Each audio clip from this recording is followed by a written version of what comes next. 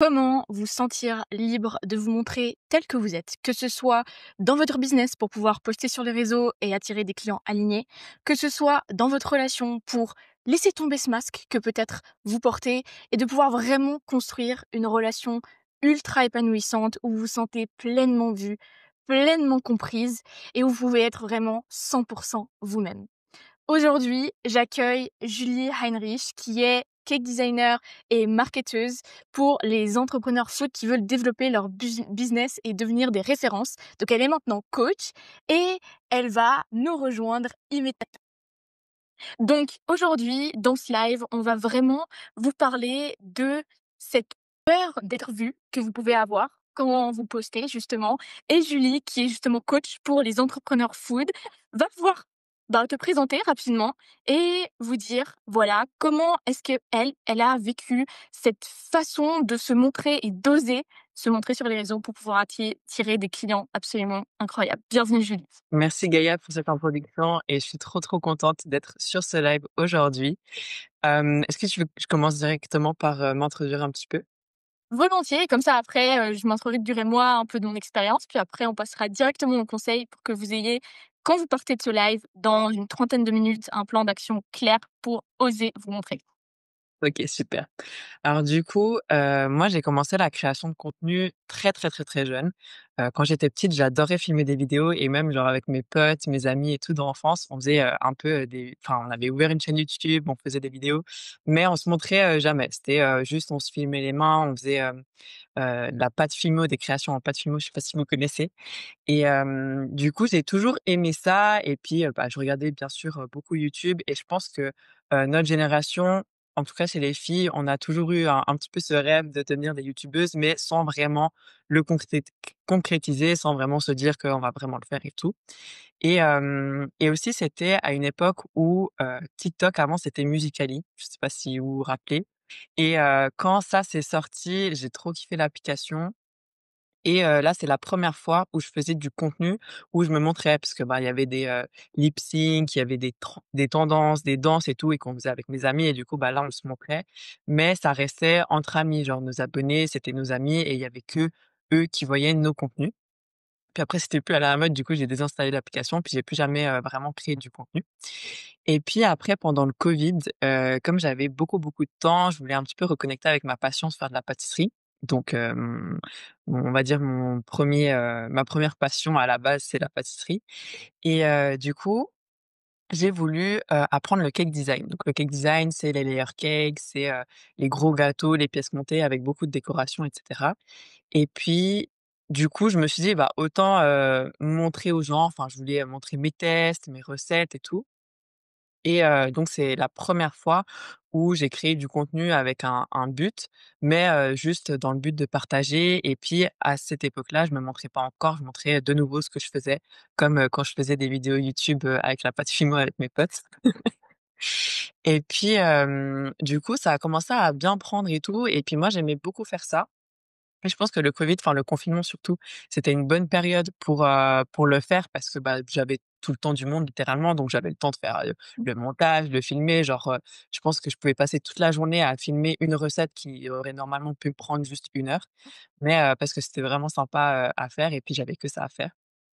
Et finalement, avec du coup la visibilité que j'ai pu avoir, bon ça a d'abord commencé par mes proches, mais j'avais de plus en plus de demandes en fait, «Ah est-ce que tu peux me faire, mon gâteau pour mon anniversaire?» Et c'est là que j'ai compris que la création de contenu, ça pouvait vraiment avoir un levier et c'était pas juste, quelque chose pour le fun et quelque chose, qui était juste utile pour moi. Ça pouvait vraiment m'ouvrir les portes et me faire attirer des opportunités. Du coup, par, la suite, du coup, j'ai lancé, mon business de vente de gâteaux à domicile grâce à la aux réseaux sociaux. Donc ça a d'abord commencé par le fait, justement de se montrer et du coup, après ça, comme ça s'est de plus en plus développé, j'avais de plus en plus de commandes, je me suis plus intéressée concrètement à, qu'est-ce qui faisait qu'une vidéo marchait bien, apprendre, plus de skills sur le montage, et puis, qu'est-ce qui faisait que, bah, heu, j'allais plus pouvoir connecter avec mon audience et j'ai compris que fallait que je me montre, à proprement parler, donc moi, mon visage, ma personne. Parce que du coup, comme je vous le disais, avant, je montrais que mes mains et puis, mes gâteaux et donc au début, c'est quand même enfin, ça m'a quand même fait très, très peur. Je me suis dit: «Ouh là, en plus ma maman, elle aime pas du tout que je me montre sur les réseaux sociaux». Enfin, au début, du coup, maintenant, c'est trop tard, tant pis. Mais j'osais enfin, j'avais peur, je pense comme tout le monde et ce que j'ai fait, c'est que j'ai d'abord, montré ma personne de dos, puis après j'ai un petit peu plus montré mon visage, mais coupé, en montrant aussi mes gâteaux et ensuite après j'ai rajouté un peu ma voix et puis j'ai rajouté ensuite, mon visage complet et puis après par la suite, j'ai réussi à faire des vidéos, bah, en face caméra comme, on vous parle, en ce moment. Mais ça s'est vraiment fait petit à petit et un quelque chose que je voulais rajouter par rapport à mon expérience, c'était que pour moi, c'était vraiment fou parce que j'étais plus à l'aise, finalement de parler en vidéo que de parler, devant, plusieurs personnes en vrai. Donc je sais pas, devant une classe ou quoi que ce soit et en plus de ça, ça m'a vraiment permis de prendre confiance en moi, depuis que je crée du contenu. Je suis beaucoup plus confiante, bah, dans la réalité qu'avant. Donc c'était quelque chose que je m'attendais vraiment pas, mais pour le coup, ça m'a beaucoup aidé à me développer, tout simplement. Voilà, ça c'était mon histoire.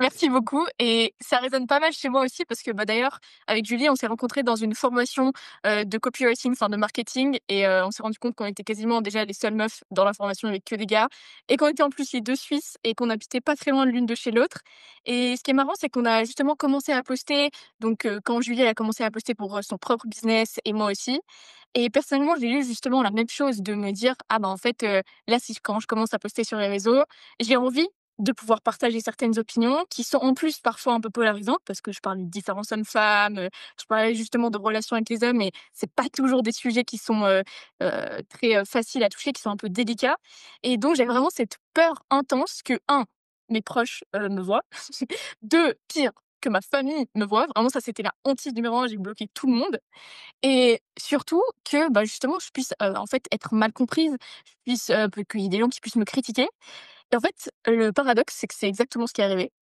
J'ai été critiquée, j'ai eu des commentaires hyper négatifs et encore maintenant, systématiquement, je sais que quand je poste certains contenus, je vais avoir des commentaires négatifs. J'ai même eu des femmes dans mes DM, enfin des hommes aussi, mais surtout des femmes qui sont venues, voilà, me critiquer, me dire à quel point c'était n'importe quoi ce que je faisais et paradoxalement, c'est ce qui m'a permis de justement, en fait, régler un peu cette peur d'être vue, cette peur d'être mal comprise, cette peur d'être jugée, cette peur d'être, voilà, en fait, rejetée par l'audience en face, par, en fait, ça peut être aussi valable, là, on a parlé pas mal de justement dans votre business, que ce soit votre business food ou votre business, peu importe, que vous avez envie de créer du contenu, mais c'est aussi valable dans vos relations. Dans le fait de: «Tiens, je suis dans une nouvelle relation, peut-être ma première relation saine et en fait, je me rends compte que j'ose pas vraiment me montrer vulnérable, par exemple. J'ose pas avoir certaines conversations compliquées parce que j'ai peur. Donc c'est en fait tous ces éléments-là qui se ramènent à cette peur d'être vue, à cette peur de se montrer tel qu'on est. Et je pense qu'on est beaucoup ici parce qu'on crée des entreprises, parce qu'on a des grands objectifs, parce qu'on est ambitieuse, à avoir un peu cette carapace aussi, ce masque de la femme forte, la femme indépendante, la femme qui se débrouille toujours toute seule. D'ailleurs, pendant très longtemps, c'était ma phrase préférée. C'était non merci, c'est bon, je vais me débrouiller. Vraiment, c'était ma phrase préférée. Je pense que c'est une des phrases de mon lexique que j'utilisais le plus souvent et donc c'est vraiment ça, en fait, c'est de comprendre que les choses que maintenant, en fait, vous cachez un petit peu, ça peut devenir vos plus grandes forces et c'est ça aussi qui s'est passé pour moi quand j'ai commencé à poster, à avoir pas mal de vues et du coup, pas mal de commentaires négatifs aussi, que mes pires peurs se sont matérialisées. C'est-à-dire que j'ai eu des gens qui m'ont mal compris, qui ont totalement pris mon message et l'ont retourné, qui m'ont critiqué peu importe plein de choses, que ce soit mon message, moi et en fait, c'est ça qui, petit à petit, vous montre qu'en fait, non seulement vous avez une voix et que cette voix, elle compte, mais qu'en fait, c'est tout à fait possible de la dépasser et c'est ce qui s'est passé pour moi, ce qui s'est passé pour Julie aussi, où maintenant les 2 on poste, les 2 on attire des clients incroyables, les 2 ça nous permet de justement partager aussi notre valeur comme ça et donc je serais curieuse de savoir, Julie, pour commencer, quel, conseil finalement tu aurais un peu, à donner à quelqu'un qui a peut-être envie de se lancer sur les réseaux ou peut-être qui se lance déjà sur les réseaux, qui est déjà mais qui a envie peut-être de davantage se montrer, peut-être même se montrer sa tête et cetera. Qu'est-ce que tu leur dirais? Mmh. Premièrement, j'ai vu, quelqu'un qui a répondu en commentaire, «Est-ce qu'on doit se montrer dans les vidéos pour se faire connaître?»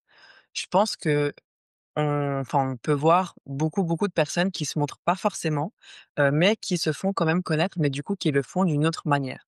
D'une manière ou d'une autre, vous devez montrer qui vous êtes, votre personnalité. Donc c'est pas obligé de passer par le fait de montrer votre visage et votre voix, même si moi je crois au fait que si tu montres ton visage et ta voix, c'est beaucoup plus facile d'établir une connexion, un échange avec ton audience. Maintenant, c'est pas obligatoire, mais il faut quand même amener un petit peu de ta personnalité. Si tu fais du contenu que tu te montres pas et qu'en plus on ne sait rien de toi parce que tu parles uniquement, par exemple, de tes produits. Bon, bien sûr, ça dépend qui tu es. Si tu es une grande marque, bon, bah, voilà. Mais, si tu es, une entrepreneuse, bah, de ton côté, il faut quand même un petit peu montrer de toi pour justement créer cette relation avec ton audience. Maintenant, pour les conseils, j'en avais noté 3 que je voulais, aborder, aujourd'hui. Le premier, c'est ce que je disais dans mon expérience, c'est de commencer petit à petit. Donc dans le sens, moi, j'ai pas, du jour au lendemain, bah, je suis pas passée de me cacher et montrer uniquement ce qu'il y a devant moi et mes mains à, faire des vidéos où je parle et où je montre mon visage et où je montre toute ma vie. C'est vraiment, enfin, ça s'est fait petit à petit et sur plusieurs mois, voire plusieurs années. Ça fait du coup depuis, 2020 que je crée du contenu, donc ça fait, 5 ans et c'est que l'année dernière, donc 2024, où j'ai commencé à faire des vidéos où je parlais et où je me montrais complètement. Donc ça prend vraiment du temps. Maintenant, ça dépend de chacun. Il y a des gens qui vont plus vite que d'autres. Il y en a qui peuvent tout de suite, faire des vidéos face cam, mais c'est un exercice qui est quand même assez compliqué et le secret aussi, c'est, de s'exercer. Donc le fait d'aller petit à petit, ça te permet de, en fait, petit à petit sortir de ta zone de confort et du coup, ça devient ton nouveau confort. Donc par exemple, te montrer de dos, au début, ça va être hyper hors de ta zone de confort, puis d'un coup, ça va devenir ta zone de confort et ainsi de suite. Donc, montrer son visage, montrer, enfin parler avec sa voix. Au début, ça peut être tout simplement de rajouter sa voix sur une vidéo, donc c'est ce qu'on appelle une voix off. Comme ça, vous n'avez pas besoin de parler directement en vous filmant et puis après la dernière étape, c'est ça. Mais de nouveau, c'est pas obligatoire, mais plus vous apportez de votre personne, de votre personnalité, plus les gens vont pouvoir se connecter à vous et dans la vente, faut comprendre que oui, il y a le produit, l'expérience, la valeur et cetera, mais c'est aussi quelque chose d'hyper relationnel et c'est pour ça que, moi en tout cas, je mise 100 sur ça et c'est ce que j'enseigne à mes clientes, c'est de miser 100 sur, vous-même et donc ça passe forcément à un moment donné par se montrer d'une manière ou d'une autre. Le deuxième conseil, c'était de comprendre que c'est un vrai levier. Parce qu'il y a beaucoup de personnes qui me disent: «Oui, mais heu, pour moi, ça sert pas forcément à grand chose» ou «J'ose pas le faire et de toute façon, j'ai quand même des commandes» ou «J'ai quand même des clients». Mais c'est parce qu'elles ont un état d'esprit où, bah, se montrer, c'est pas forcément, utile. Sauf que si tu changes cet état d'esprit-là et que tu comprends que ça peut vraiment, hem, faire un vrai levier et t'attirer des opportunités et de nouveau, quand je dis se montrer, ça peut être juste faire de la création de contenu. Parce qu'il y en a beaucoup encore qui font pas assez de création de contenu et qui se reposent uniquement, par exemple, sur le bouche à oreille, sur leurs proches et cetera, ce qui est déjà une bonne base.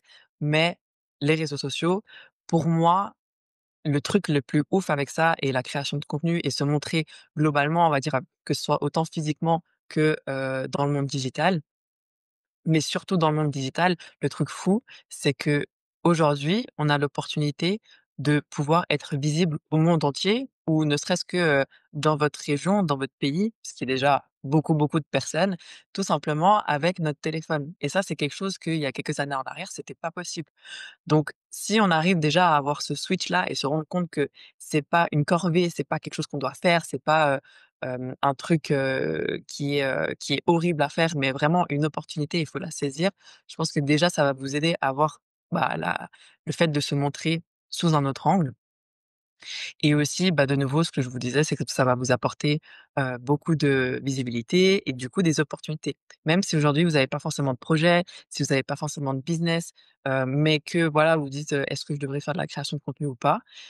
Créer du contenu et se montrer en ligne et aussi au-delà du digital, ça va vraiment vous apporter de la visibilité et ça va aussi vous apporter des skills, des soft skills que vous ne pourrez pas apprendre ailleurs. Donc, par exemple, bah, tout simplement comment se filmer, comment faire un montage, et cetera. Mais ça va aussi être comment parler, comment, se présenter et ça, c'est des choses que vous aurez forcément besoin dans votre vie. Donc pour moi, enfin, en tout cas, moi, comme je vois la chose et je suis peut-être un petit peu biaisée parce que j'adore créer du contenu, mais il y a vraiment uniquement que des avantages et c'est pas que en termes de visibilité, c'est aussi personnellement, professionnellement et j'entends même des personnes qui disent que, être visible en ligne, c'est bien si tu veux avoir une carrière et tout parce que, l'employeur va pouvoir voir, bah, comment tu es, plus ta personnalité et cetera. Ça, après, c'est chacun son avis. Et le dernier conseil qui est pour moi, aussi tout aussi important, c'est de faire en sorte que tu te sentes bien quand tu vas te montrer. Donc par exemple, moi, quand je crée le meilleur contenu, c'est, comme je suis, là actuellement, c'est-à-dire maquillée, bien coiffée et puis avec un outfit où je me sens confortable, mais, aussi, bah, jolie. Voilà, tout simplement. Mais ça, c'est très personnel et c'est pas forcément quelque chose de superficiel, c'est juste pour que je me sente bien, plus à l'aise et plus confiante quand, je vais parler. Et donc, mon conseil, c'est vraiment de trouver ce que toi, te permet de te mettre à l'aise. Par exemple, un autre aspect, c'est aussi l'endroit dans lequel tu es. Moi, j'adore faire du contenu dans ma voiture parce que déjà, la luminosité, elle est toujours bien parce qu'il y a plein de vitres partout, donc c'est top et le son est aussi bon vu que c'est, une pièce un petit peu plus fermée, mais aussi parce que c'est un petit peu mon cocon. Comme c'est fermé, il y a que moi dedans. Et puis je peux filmer du contenu, à la fin de mon trajet, enfin je peux aller un petit peu partout et tout.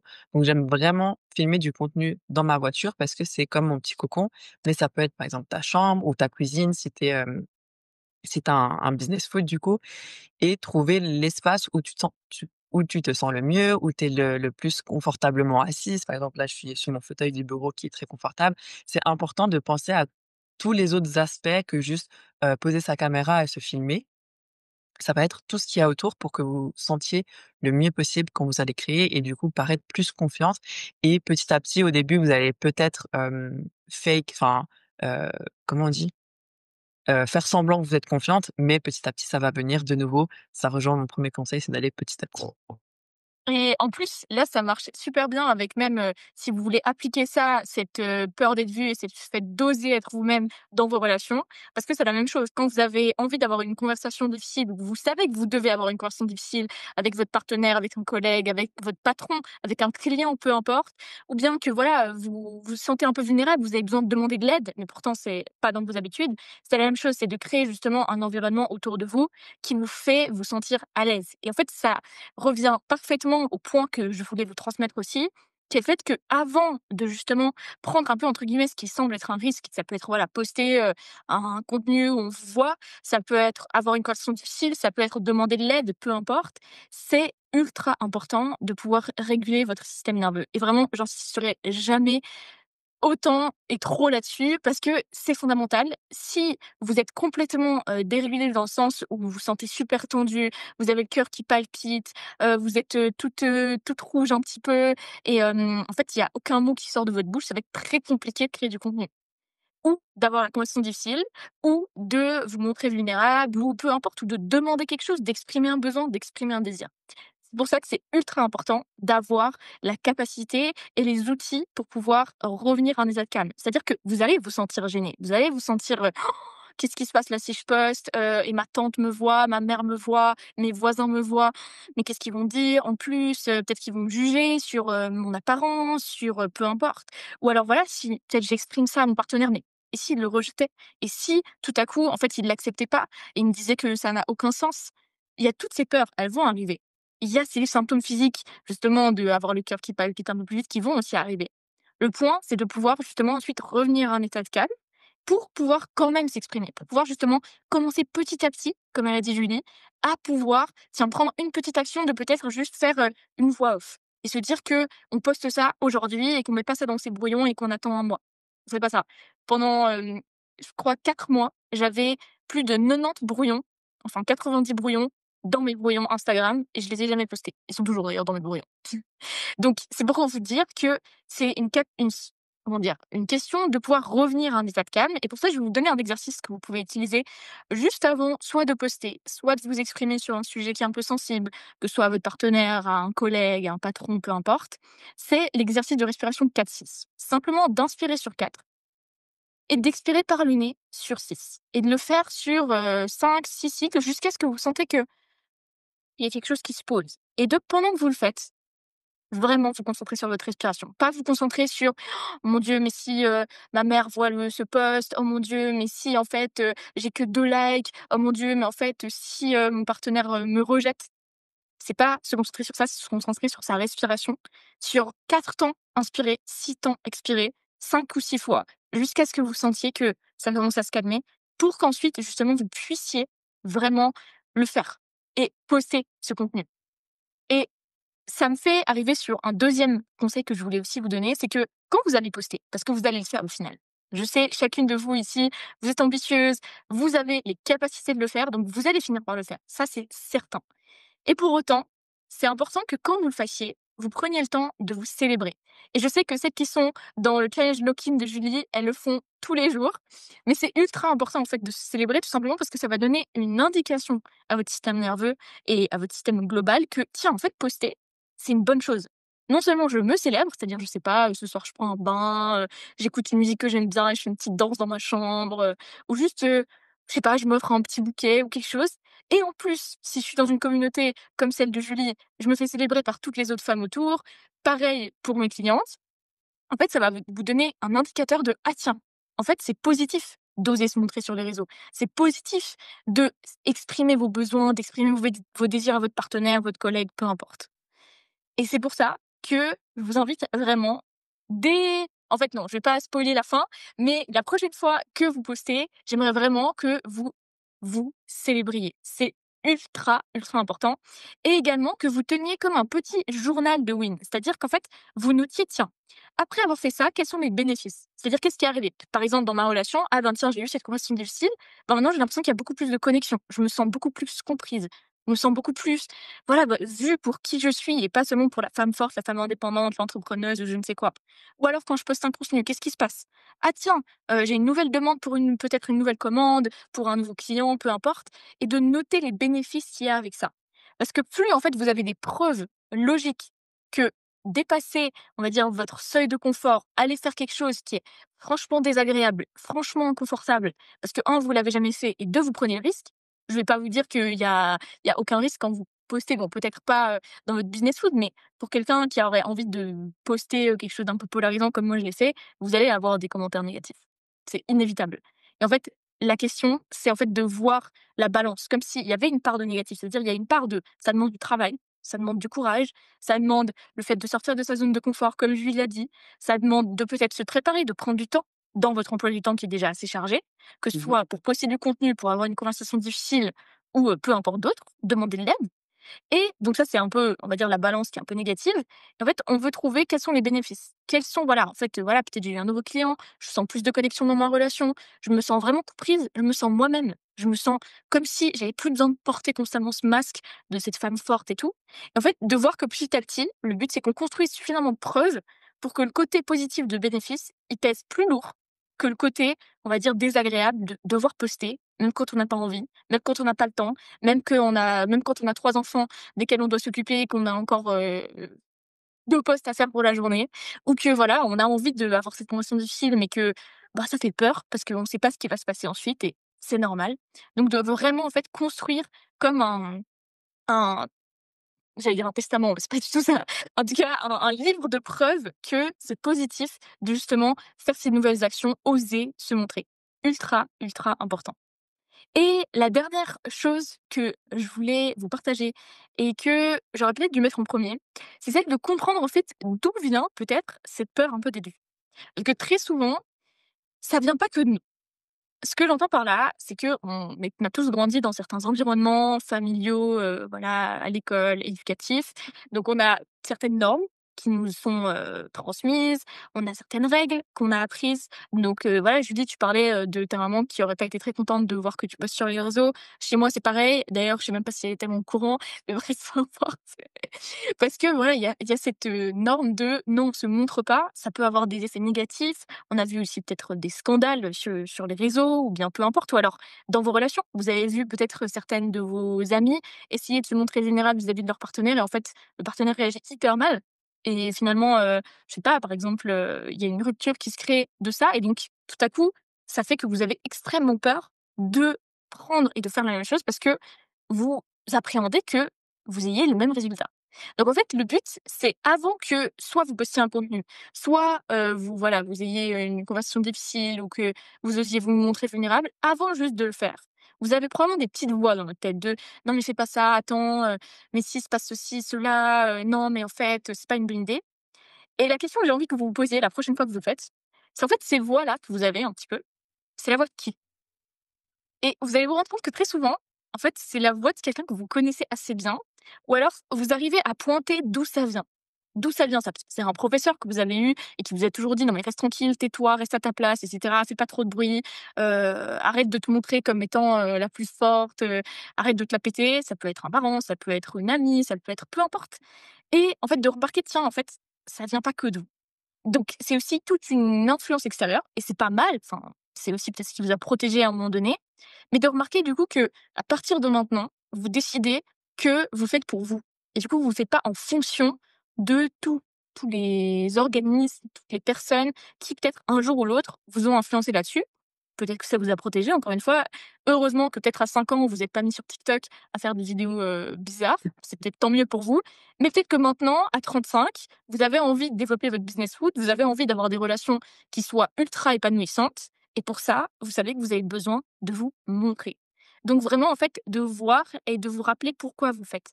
Pourquoi là derrière? Pourquoi derrière se montrer, il y a quelque chose. Et qu'est-ce que c'est ce quelque chose?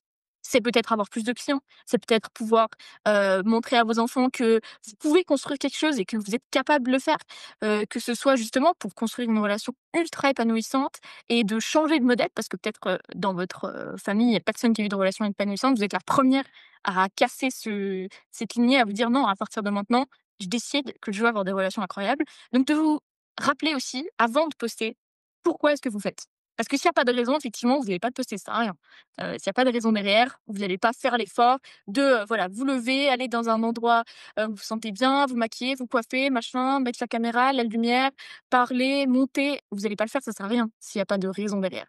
Donc en fait, c'est vraiment ultra important de vous rappeler pourquoi est-ce que vous le faites. Et à présent, avec Julie, on vous a préparé un petit défi pour, la semaine à venir. Donc, Julie, je te laisse peut-être présenter le petit défi. Oui, alors du coup, parmi tous ces conseils qu'on a expliqués, je pense qu'on en a dit 6, 7 peut-être, un peu plus.